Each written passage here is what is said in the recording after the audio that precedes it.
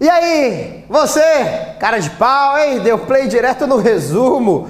Cara, não vai funcionar porque, puta, pra resumir isso aqui não tem como, é muito grande. Eu vou falar algumas coisas, mas vai ficar muita coisa que vai cair na tua prova, porque é muito grande esse módulo. Esse Big Módulo 4, que fala de todos os produtos de investimento, ele tem basicamente 3 pilares. Nós temos 3 burro, mais, tem 4 pilares. Tem os ativos de renda fixa, os ativos de renda variável, os ativos de derivativos, que não é os ativos, é os derivativos, e tributação. Esses são os principais, são os 4 pilares e tributação em tudo isso, né? É isso. Então dividimos esses caras em 4 partes. Dentro de renda variável, vamos começar pelo que é menor. Nós falamos aqui em ações. E também tem os recibos, vamos botar aqui ADR e BDR, tá? Tem um bônus de subscrição também, mas basicamente nós estamos falando em ações, né? Ações, tem que lembrar tudo de ações. Lembrar o que é mercado primário, o cara compra pela primeira vez, ele compra pela primeira vez, é onde a empresa capta. Secundário, dar liquidez ao secundário. Quem compra já não é mais o primeiro dono. Não entendeu nada? Claro, porque isso aqui é um resumo. Para resumir, tu tem que ter visto o cabeção. Então só dá play nesse vídeo se já viu, senão não vai fazer sentido. Resumir. Ações também tem que lembrar a diferença de uma ordinária preferencial. Ordinária é limitada a mínimo 50% das pessoas, quer dizer, das acionistas, tem que ser ordinárias. Ou seja, no máximo 50% é preferencial. Então você pode ter 50, pode ter 60 ordinária, 40 preferencial, aí pode ter 70 ordinária e 30 preferencial, e chegar a ter 100% ordinária, 0 preferencial. 100% ordinária, nosso novo mercado é 100% ordinária. É proibida ações preferenciais no novo mercado. Lembrar toda essa parte de governança corporativa, a diferença de nível 1, nível 2 e novo mercado, tem uma porretada de diferenças. Pegue-se as principais, que as que estão destacadas lá nos vídeos e também na apostila. Também é importante você lembrar que dentro do mercado de ações, todos os direitos e proventos, né? E o que é dividendos, no mínimo 25% de capital próprio. Split, lembrar que essa coisa não afeta o capital social. Splitar, aumenta a quantidade, reduz o preço. Implitar, reduz a quantidade, aumenta o preço, sempre inverso, né? ADR e BDR, a diferença é a letra A e a letra B, ó. A de American, B de Brazilian, Brazilian Depositary Receipt. Então, a letra significa onde é negociado. Aqui é negociado nos Estados Unidos da América, e aqui no Brasil. Lembrando que as empresas que estão emitindo esses papéis, que são lastreados em ações, elas não são desse país. Então, negociado nos Estados Unidos de empresas não americanas, negociado no Brasil de empresas não brasileiras. E aí nós vamos em renda fixa, que é muito grande, né? Nós temos aqui, dentro de renda fixa, os títulos bancários, CDB e DPGE, né? Lembrando que a grande diferença, os principais, né? Também tem a letra financeira e tal, mas os principais são esses, CDB e DPGE. A grande diferença é que aqui a garantia do FGC é 250 mil e aqui é especial, garantia especial. Essa garantia especial, cabeção, é de 20 milhões, né? É somente aqui, no resto tudo é de 250 mil, beleza? Então estão cobertos pelo Fundo Garantidor de Crédito. Lembrar que são emitidos por bancos em geral. Os títulos do governo federal, caraca, títulos públicos federais, tem que lembrar todos eles, LFT, LTN e as NTN, né? LFT remunera Selic, LTN é um título pré-fixado, negociado com deságio sobre valor de face, né? Pré-fixado. NTN, depende, se NTN-B é atrelado ao IPCA, se NTN-F é pré-fixado. Lembrar que tem o principal, NTN-B principal e o NTN-B normal. Qual é a diferença? Um paga cupom e o outro não paga cupom. O principal não tem cupom, assim como as letras não tem cupom. O NTN-B normal tem cupom. Então saber essas coisas, todos os títulos públicos é importante. Títulos corporativos, né?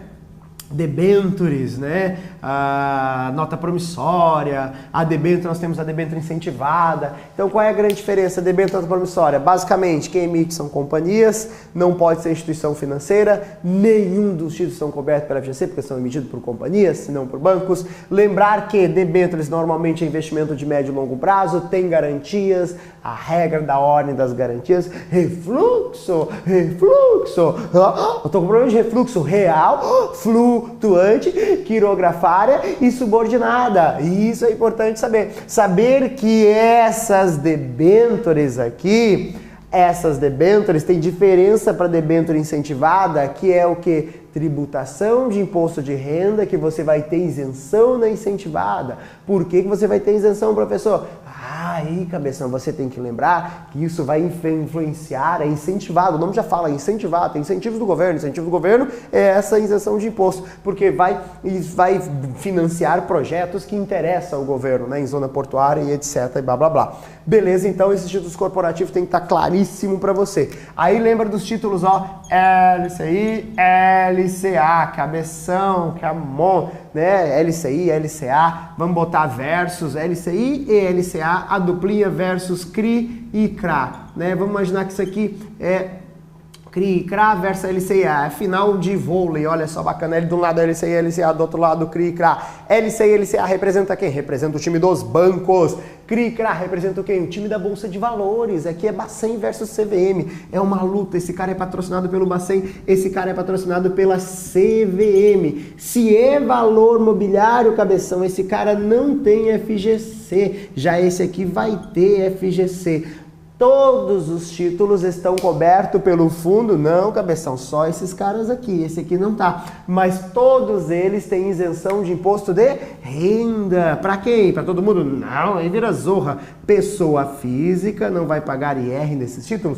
Lembrando, já entrando em tributação, que a mão, sempre que o investidor for pessoa física e o dinheiro dele estiver aplicado em casa ou em mato, ele não paga IR. Aí a gente pode estender isso para CRI, CRA, LCI, LCA, porque LCI, Lei de Crédito Imobiliário, LCA, Lei de Crédito Agronegócio, CRI, Certificado de Civil Imobiliário e CRA, Certificado de Civil Agronegócio, casa-mato, casa-mato, casa-mato. Podemos falar também em CPR, Célula Produtor Rural, isso é mato. Podemos falar também em poupança. A poupança, o dinheiro não vai para a casinha, isso também vai ter isenção. Lembrando que a caneta de poupança também está coberta pelo Fundo Garantidor de Crédito e a taxa de que remunera a poupança, ela oscila, vai depender da data do depósito. Para depósito a partir de maio, 3 de maio de 2012, a partir disso, ou seja, 4 em diante, essa remuneração, ela é do quê?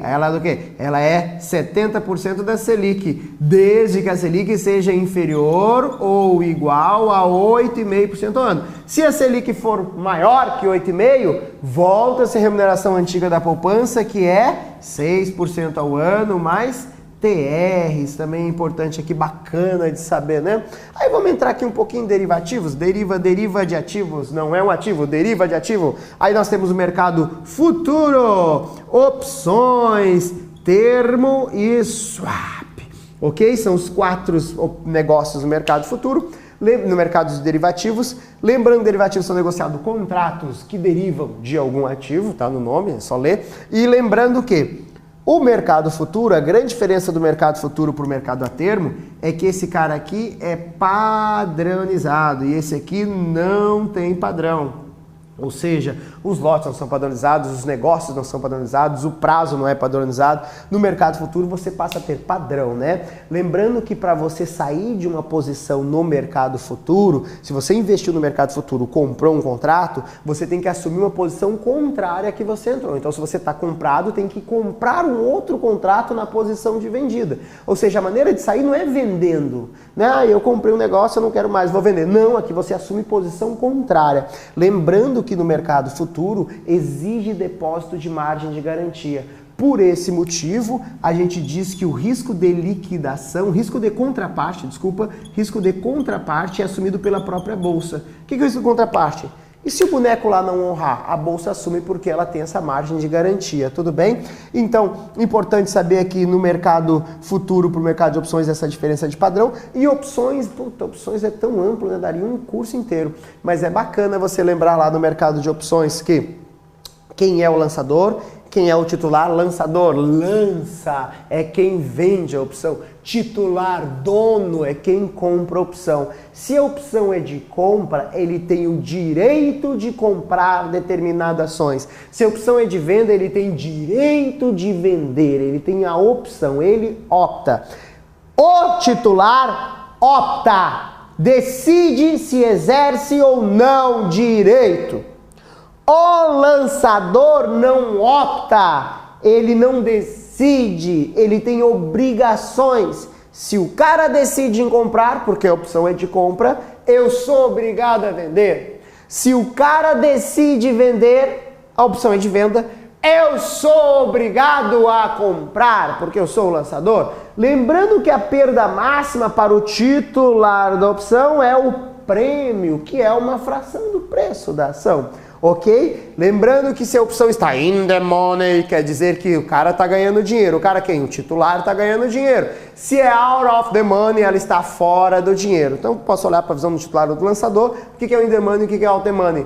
Bom, quando eu ganho dinheiro? Quando eu compro mais barato ou quando eu vendo mais caro. Então, dependendo dessa lógica, eu estou ganhando ou perdendo dinheiro, in the money, out of the money. Fechamos então com tributação, que eu falei aqui para vocês só para encerrar. Na parte de tributação, lembre-se da tabelinha aqui. Puta, se tu não soubesse essa daqui, nem lê a questão, meu. Aquela tabela ridícula, de 1 a 180, 180, vai 360, 20, 361, 720, 17,5% e 721 em diante, 15%. Tem que estar clara essa tabela, que é a regra para tudo, salvo as exceções, que é caso eu mato pessoa física, não vai pagar imposto de renda e gera a tributação, ok? Lembrando que IOF incide para aplicações resgatadas a prazo inferior ou igual, inferior a 30 dias, ou seja, 29 tem OF, 30 já não tem.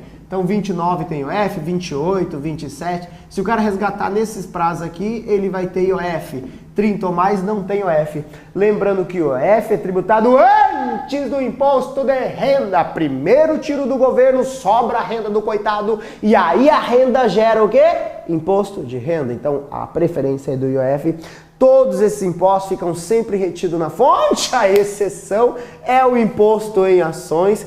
Aí o bicho pega, porque ações cabeção, primeiro, não tem OF, não tem OF. Então lembre-se que ações não tem OF e a grande barbada de ações é que o imposto de renda pode ser 20% se o cara fez operação chamada day trade. Professor, o que é day trade? Comprou e vendeu no mesmo dia. Ou 15% se ele não fez day trade. Lembrando que esse 15% aqui vai ficar incidindo na fonte, 0,005% fica retido na fonte a título de dedo duro, denunciar para o governo, né? Só que sobre o valor devendo, o valor de alienação. E no day trade, o que fica na fonte é 1% sobre o lucro. Aqui pode ter isenção se o investidor for pessoa física e vender até 20 mil dentro de um mês.